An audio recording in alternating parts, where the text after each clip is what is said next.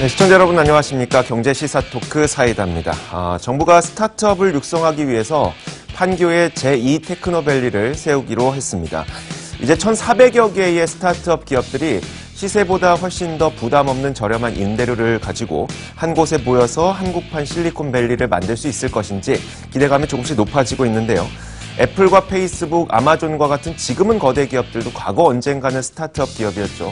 자, 이런 기업들이 우리나라에서도 나오기 위해서는 단지 정부의 임대료 감면 혜택 이런 것뿐만 아니라 기업들이 직접 스타트업에 투자하는 그런 환경도 조성이 돼야 될 겁니다. 자, 어떤 대책이 나오고 있는지 또 스타트업 기업들에게는 이런 것이 얼마나 효과적일지 한번 이야기를 나눠보도록 하겠습니다. 경제시사 토크 사이다 지금 출발합니다.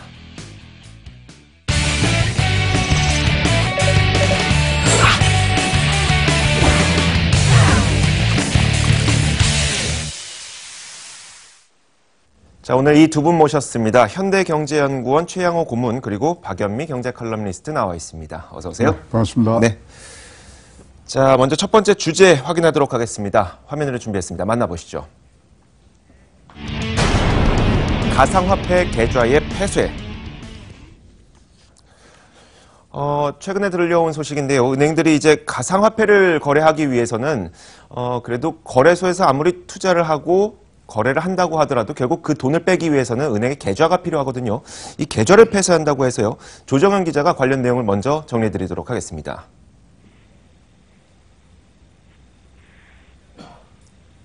네, 조정현 기자. 네, 기업은행은 오늘부터 기존에 발급된 계좌 외에 가상화폐 거래를 위한 가상계좌를 추가로 발급하지 않기로 했습니다. 이에 앞서 산업은행과 우리은행은 아예 계좌를 폐쇄하기로 결정했고요. 산업은행은 가상화폐 거래소 한 곳, 우리은행은 세 곳에 가상계좌를 주고 있습니다. 정부가 가상화폐 규제안을 검토 중인 가운데 국책은행을 중심으로 선제적인 거래 차단에 나선 걸로 보입니다. 신한은행과 농협은행 등 시중은행들은 그 가상계좌를 현재 발급 중인데요. 이들 시중은행들도 규제 기조에 함께 할지 주목이 됩니다. 일단 은행들은 가상화폐 관련 해외 송금에 대한 관리 감독은 전체적으로 강화했습니다. 가상화폐 거래로 의심되는 경우엔 해외 송금 목적을 다시 확인하는 등의 감시 절차를 두기로 했습니다. 범정부 가상화폐 태스크포스 팀은 모레 회의를 열어서 가상화폐 규제안을 본격적으로 논의할 방침입니다. 다만 TF를 주도하는 법무부는 거래를 원천 차단해야 한다는 입장인 반면에 기재부와 금융위 등은 전면 금지는 어렵다는 입장이어서 난항도 예상되는데요. 이 가운데 총리실 국무조정실장 주재로 가상통화 관계부처 긴급 회의가 지금 소집돼서 진행 중이어서 부처 간에 엇갈리는 규제 기조가 어떻게 정리될지 주목됩니다. 머니투데이 방송 조정현입니다. 만약에 이렇게 된다면 일단 저희 지금 현재 상황부터 한번 들어볼게요. 그 박연미 칼럼니스트 지금 가상 계좌가 존재를 하는데 네. 그리고 그 계좌를 통해서 비트코인이나 가상화폐에 투자했던 분들이 자신의 돈 현금을 인출하게 되는 거죠. 근데 이거를 지금 있는 것도 폐쇄한다는 겁니까? 아니면 신규 계좌만 없앤다는 겁니까? 그 기존에 나가 있던 계좌 자체를 걷어들이겠다 이런 방침을 가지고 있는 금융기관도 있고요. 네. 향후에는 새로 신규 발급만 중단하겠다 이런 입장을 가지고 있는 곳들도 있습니다. 그런데 여기에 적극적으로 동참하고 있는 은행들의 면면을 보면 일단 산업은행이나 IBK 같은 이런 국책은행들 그리고 우리은행의 경우에는 민영화가 됐다고 하지만 나라 돈이 많이 들어가 있는 그런 은행들이잖아요. 네. 이런 것들을 중심으로 왜 이런 움직임이 보이느냐. 정부의 규제 의지가 그만큼 강력하다는 걸 단적으로 보여주는 예예요. 그리고 그 긴급회의가 소집이 됐다고 하는데 홍남기 실장 같은 경우에는 아주 그 정부 시책을 정확하게 이해해서 빠르게 전달하는 것으로 유명한 관료거든요. 기획재정부 시절에도 이 정책조정 이런 곳에서 정평이 나 있던 인물인데 이분이 긴급회의를 소집했다. 이거는 정부 내의 기류가 어느 정도로 강경한지 알 수 있다는 얘기입니다. 향후에 민간은행들도 아마 눈치를 볼 수밖에 없는 것이 금융산업이 대표적인 규제산업인데 나라에서 안 했으면 싶어 이렇게 뒷짐을 딱 지고 있는 상황에서 뭐 신규로 적극적으로 발급한다? 이건 좀 어렵지 않을까 이런 생각이 듭니다. 그러면 이미 내가 가상화폐에 돈을 넣어 놓으셨던 분들에게는 이제 그 돈을 인출할 수 없게 되는 거예요? 아니면 가능은 한 거예요? 그 전에 권리 구제는 하겠죠. 네네. 뭐 돈을 넣었던 사람이 인출할 수 있는 그런 시간을 줄 텐데 지금 산업은행의 경우에는 1월부터 거래를 중단하겠다 이렇게 선언을 했거든요. 내년부터는 정상적인 거래가 불가능하면 네네. 기존의 계좌를 가지고 계셨던 분들이 뭐 다른 은행으로 옮겨가든지 계좌를 포기하든지 뭐 선택을 하셔야겠죠. 네. 가상화폐 거래와 관련된 해외 송금, 사실 가상화폐가 가장 갖고 있는 장점 가운데 가장 크게 손꼽히는 것이 바로 해외 송금인데요. 굉장히 빠르고 또 수수료도 거의 없고요. 근데 이걸 또 차단한다고요? 네, 지금 이것을 이제 원천적으로 차단하고요. 이거는 불법 외환 송금으로 지금 규정을 해서 네. 원천을 차단하는데 지금 우리가 문제가 되는 게 정부에서 확실히 입장을 밝혀줘야 됩니다. 이 해외 송금이라고 이렇게 규정을 해놨으면 화폐로 인정한 게 되는 거거든요. 네. 이 암호화폐에 대해서는 우리가 자산이냐 화폐냐에 대한 이 정부의 입장이 정확히 있어야 돼요. 그래야 자산이면 세금을 매길 것이고 만약 화폐라면은 뭐 통화 정책이나 통화 유통에 관한 그런 법률과 제재 수단으로 가야 되는데 지금 그런 것도 정해놓지 않는 상태에서 뭐 엇박자가 나는 각 네네. 부처의 이런 이 정책들이 좀 우려감이 많습니다. 그리고 이렇게 은행 계좌를 완전히 폐쇄하는 조치, 그러니까 거래를 원천적으로 차단하는 거거든요.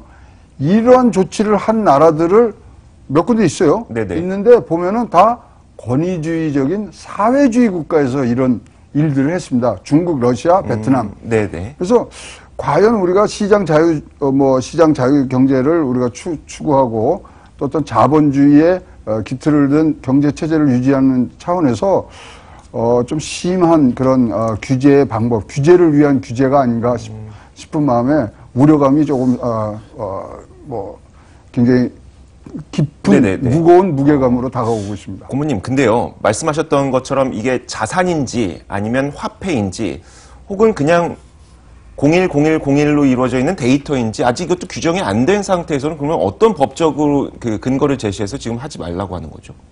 그러니까 그게 없는 거죠. 없는데 한다는 건가요? 네, 하는데 일단은 지금 사실 제일 문제가 되는 건 거래소예요. 네. 거래소라는 데는 45,000원만 구청에다가 갖다 주면요.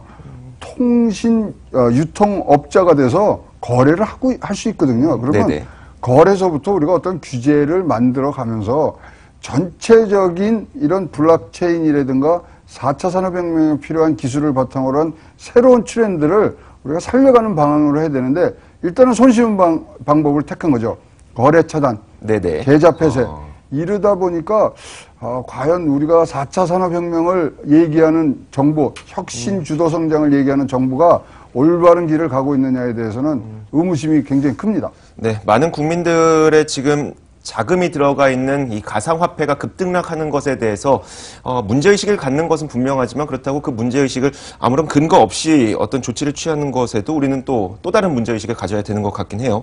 어쨌든 이제 은행권에서 가상계좌를 폐쇄하거나 아니면 신규 발급을 중단한다고 하니까 그러면 그 소비자 입장에서는 혹은 투자자라고 얘기를 할게요. 그분들 입장에서는 투자를 못하게 되고 그러면 가상화폐 가격에도 좀 영향을 줄 것 같기도 하네요. 그럴 수 있죠. 충분히 지금 일단 거래하지 말라는 시그널을 강력하게 주고 있는 상황이고 거래가 여의치 않을 것 같다 이렇게 예상이 되면 가격이 조정을 받을 수 있습니다. 국내 거래가가 또 더구나 해외에 비해서 한 20-30% 비싼 것으로 돼 있잖아요. 그러면 가격 하락폭이 훨씬 더 클 수도 있죠.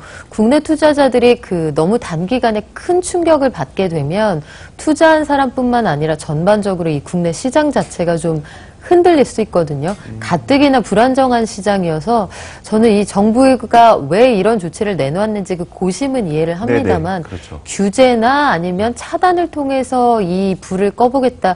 이건 좀 방식을 달리 조금 더 거칠지 않은 방식을 택했으면 좋지 않았을까 이런 아쉬움이 남습니다. 네. 정부에서 이제 그 비트코인을 무엇으로 봐야 될 것이냐에 대해서 태스크포스를 만들었습니다. 그리고 그 주무부처는 현재 법무부가 맡고 있고요.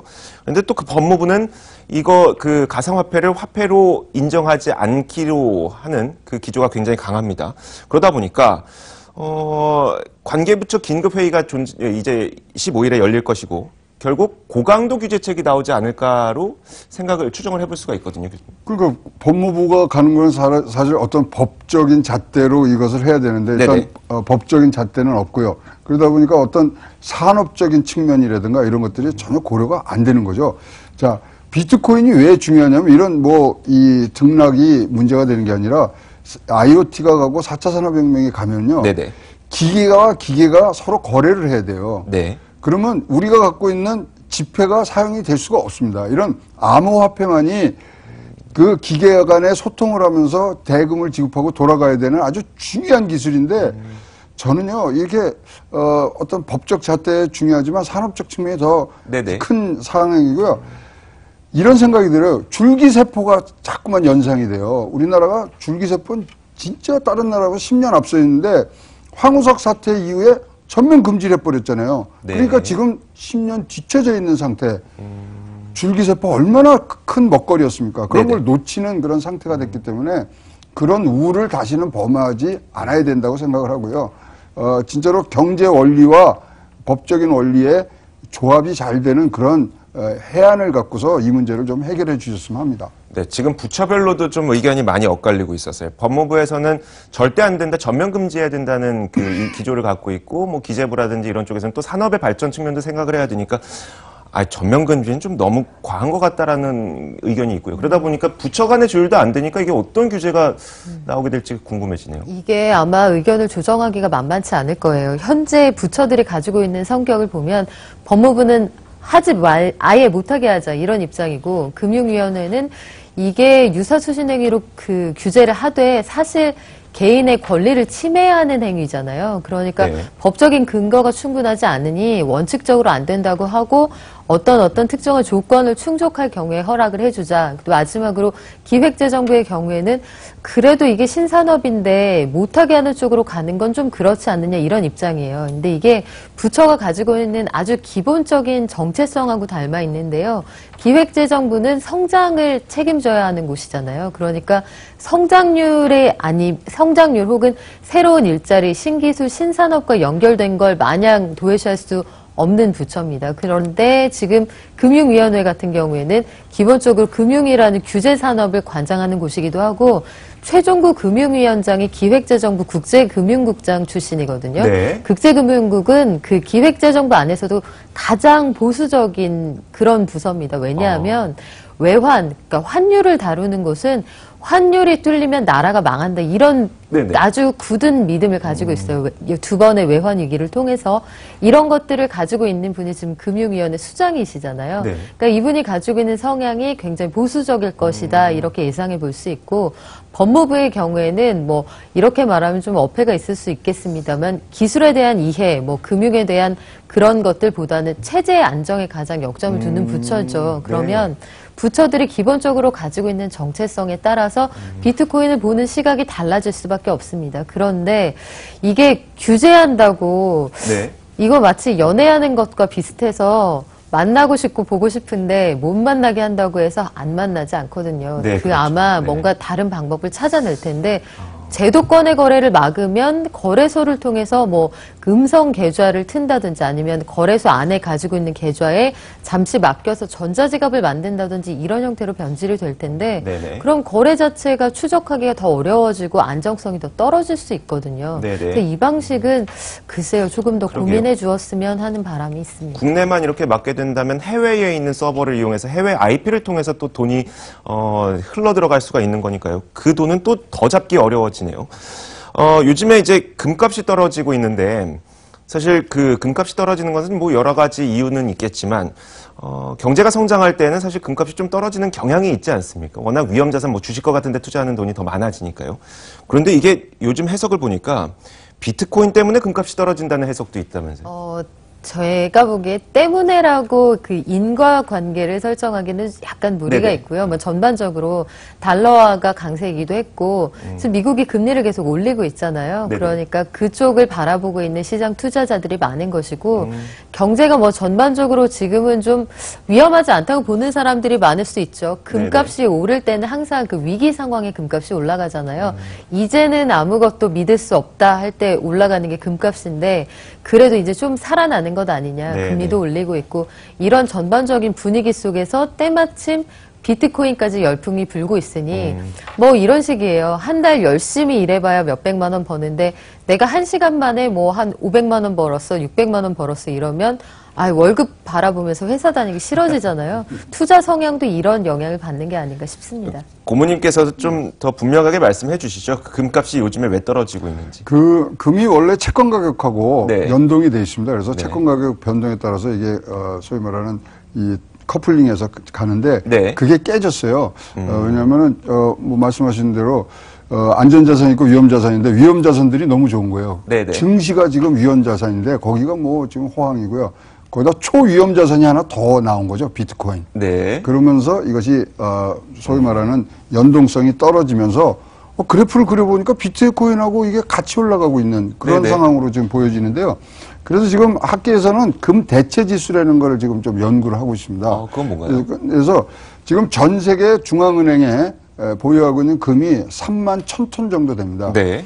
그것을 비트코인이 어떻게 대체를 해가느냐인데 지금 25%를 대체할 때 비트코인의 가격이 16,800달러가 우리가 추산을 했었어요. 네네. 그렇다면 지금 현재 금을 대체하는 비트코인이 금을 대체하는 속도가 25%까지는 지금 와 있고요. 네. 네, 그만큼 이제 금보다는 비트코인에 대한 이런 수요가 훨씬 더 많아졌다고 보여지고요. 네네. 그걸로 지금 우리가 역추산을 해보니까 비트코인이 68,700불까지 올라갈 수 있는 여유가 있다. 네네. 그래서 금이 떨어지는 추세가 계속된다 그러면 계속 비트코인이 이 금의 그런 가치를 계속 잠식해 나가는 그러한 상황이 좀 더 지속될 수 있다는 것이 지금 저희들이 연구한 결과입니다. 물론 원래 금 투자하시던 분들이 저는 이제 금 투자 안 하고 비트코인에 돈을 넣으랍니다. 이런 뭐 분들은 많지는 않겠지만 근데 결론 크게 보면 그 현상이 지금 일어나고 있다는 거. 그렇습니다. 네. 최근에 그런 것들을 반증하는 일례가 뭐냐면요. 맨해튼에서 폭발 사건이 있었지 않습니까? 네네. 그럼 금값이 바로 뛰어야 되는데 안 뛰었어요. 그다음에 트럼프가 예루살렘의 그 공식 수도 인정 부분이 나오면요. 금값이 굉장히 올라가야 되는데 네네. 금값이 움직이질 않았습니다. 그런 네. 걸로 봤을 때 일단 제일 큰 여기에 이런 반등이 안 되는 이유 중에 하나가 경제가 너무 좋은 거가 네네네. 있고요. 그 다음에 금값이 이제는 그러한 위험자산 이런 거에 떠나서 연동하지 않는 네네. 디커플링이 지금 생기기 시작했다는 거죠. 그 시점이 비트코인이 16,800불을 넘어간 네네. 25% 대체율에서 시작이 됐다. 그렇게 지금 보고 있습니다. 고모님 그러면요. 네. 이제는 과거에는 이제 우리가 금이 안전자산이라고 생각했었는데 비트코인이 오히려 어떤 위험 상황이 올랐을 때 비트코인 가격이 또 올라가게 되고 이런 걸 보면은 비트코인이 우리는 지금까지는 그냥 가상화폐 그리고 좀 투기성 요인이라고 얘기를 해왔었지만 비트코인에 대한 평가도 지금 달라지고 있는 건가요? 그렇죠. 비트코인이 이렇게 올라온 건요, 다른 게 아니라 비트코인과 화폐의 그런 어떤 이 통용성인데요.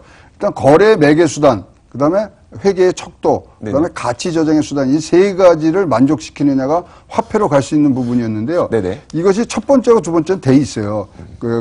거래 매개 수단, 거기 비트코인 내고 음식을 살 수 있으니까. 그 다음에 회계의 척도, 일본에서 회계 기준에다가 비트코인을 넣었어요.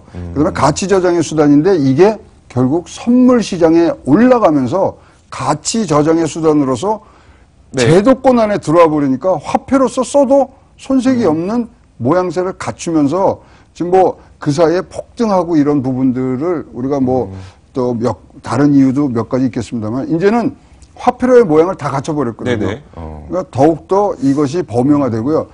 이 중요한 게 뭐냐면요.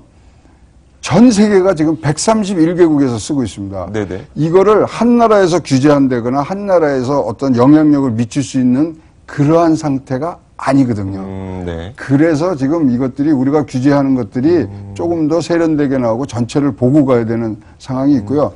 실질적으로 거래하는 결제 수단으로 보면 엔화가 1등이에요. 네, 91%. 그렇죠. 그다음에 달러가 20%.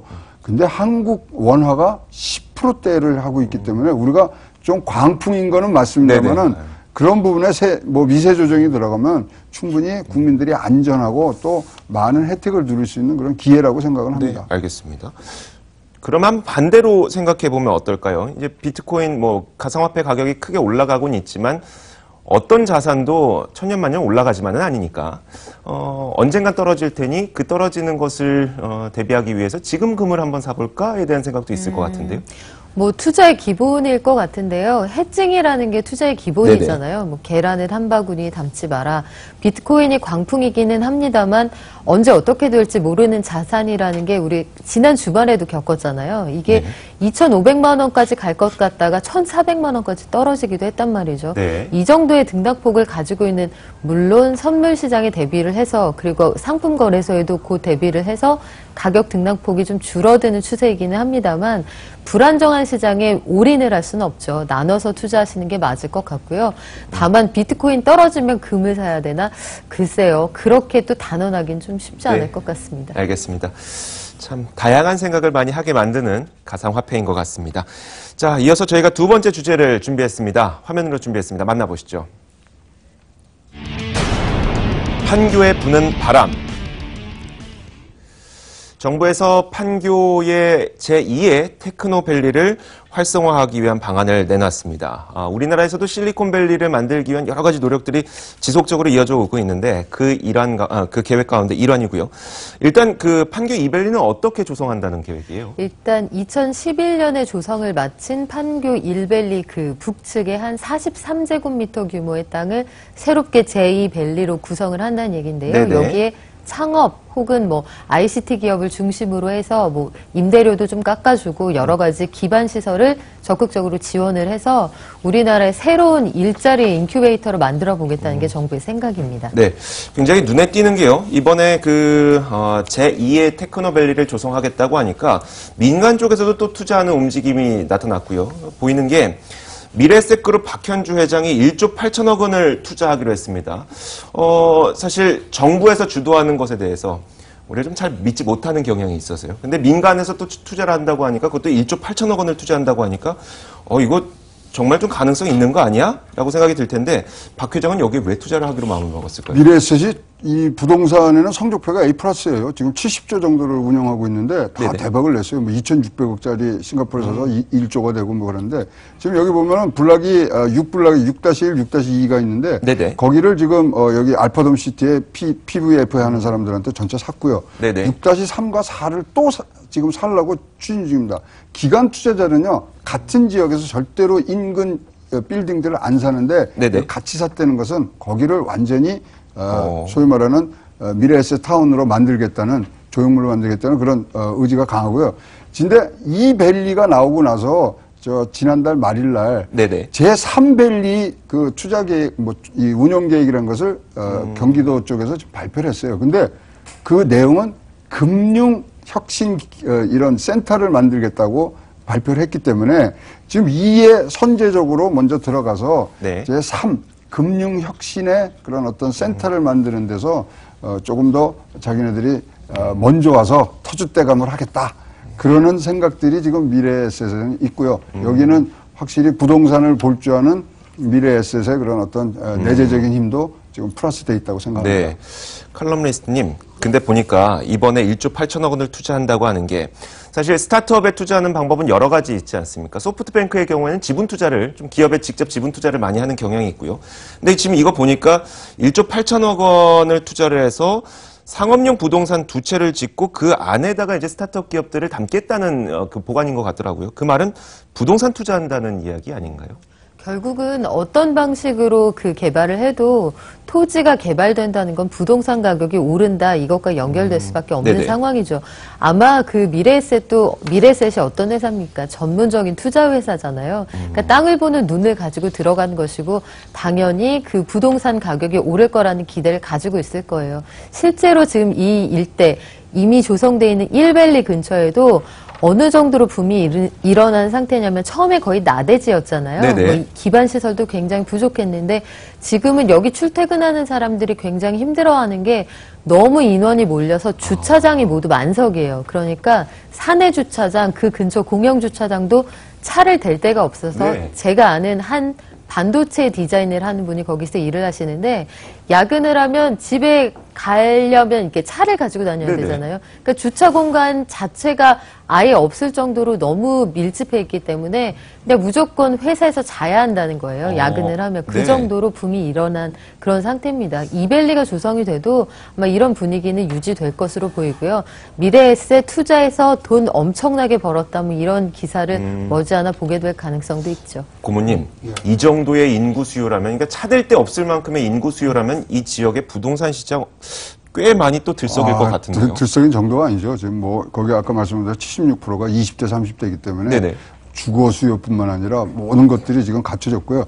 땅 이름이 중요합니다. 부동산에는. 여기 이 네. 동네 이름이 뭔지 아세요? 뭔가요? 금토동입니다. 네. 황금의 땅이라는 거죠. 아. 그리고 옆에가 상적동이에요. 또 네. 상적동이라는 것은 여기가 덕수이 씨가 많이 살았는데 과거 급제를 굉장히 많이 해서 맨날 그 축제하고 나팔 불고 이러는 것들이 많아서 상적동이라고 해서 네. 지식과 금이 같이 있는 아주 부동산 이름으로 풀어본 이 풍수지리네. 오늘의 풍수지리지만 금토동이 지금 이제 판교 위에 금토동 이런 식으로 굉장히 이제 앞으로 이 주변의 수도권 지역의 그런 어떤 시세를 결정지을 수 있는 굉장히 큰 그런 뭐 부동산 지역이죠.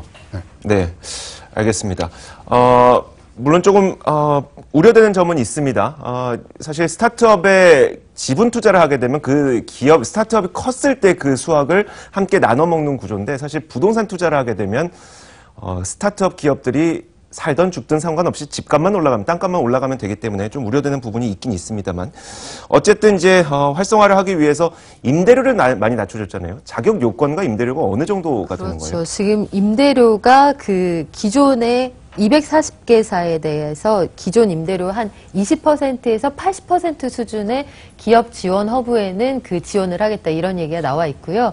기업 성장센터에 들어가는 한 700개 정도 회사는 주변 시세 대비 한 80%, ICT 융합센터에 들어갈 곳들은 시세의 한 70%만 부담하면 된다고 하니까 창업하는 기업들에게는 굉장히 큰 혜택이죠. 왜냐하면 국내에서 왜 멋있는 스타트업이 안 나오느냐 이걸 분석할 때 뭐 우스갯소리 반 블랙 코미디 반입니다만 우리는 차고가 없어서 그렇다 그런 얘기도 나오거든요. 미국에서는 보통 월세 안 되는 차고에서 IBM 같은 회사들이 태동을 하잖아요. 근데 우리는 차고가 없어서 창업을 못해 이런 얘기가 나온단 말이에요. 그래서 그 미국에서도 거라지가 없어서 거라지 뭐 이런 얘기도 나옵니다. 그런 정도이니까 일단 터전을 마련해 준다는 차원에서는 굉장히 바람직한 얘기고요.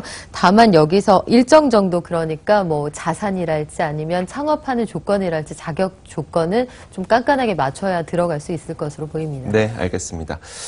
자, 얼마 전에 그 공익 광고에서 가장 좋은 후원은 자립을 하도록 만들어서 후원을 끊는 것이다 이런 얘기도 있었으니까요.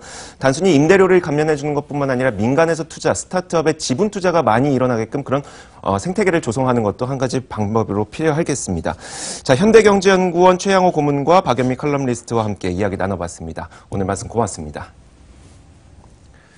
자, 이어서 오늘의 이슈 짚어드리겠습니다. 이슈 파노라마 지금부터 함께 하시죠.